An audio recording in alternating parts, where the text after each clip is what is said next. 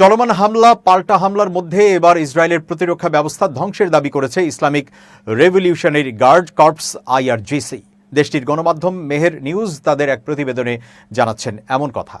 ইসরায়েলের প্রতিরক্ষা ব্যবস্থা ধ্বংসের দাবি করে IRGC জানাচ্ছে, বসতি স্থাপনাকারীদের এখন ধীরে ধীরে আশ্রয় কেন্দ্রে মারা যাওয়া অথবা ফিলিস্তিনের অধিকৃত অঞ্চল থেকে পালিয়ে যাওয়ার মধ্যে একটি পথ বেছে নিতে হবে।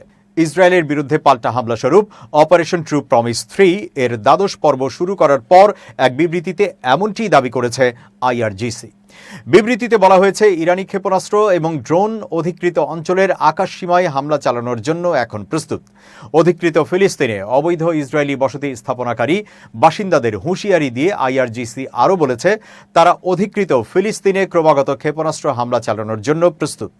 একই সঙ্গে IRGC তাদের প্রাক্তন প্রধান হোসেইন সালামির প্রতিশ্রুতির কথা স্মরণ করিয়ে দিয়েছেন, যিনি প্রতিশ্রুতি দিয়েছিলেন ইসরায়েলের অসংখ্য অপরাধের জবাবে অপরাধী ইহুদিদের জন্য নরকের দরজা খুলে দেবে ইরান।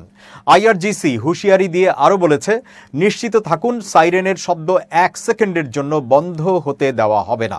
ইহুদিবাদীদের এখন আশ্রয় কেন্দ্রে ধীরে ধীরে মৃত্যু অথবা যত তাড়াতাড়ি সম্ভব দখলকৃত অঞ্চল থেকে পালিয়ে যাওয়ার মধ্যে একটি বেছে নিতে হবে।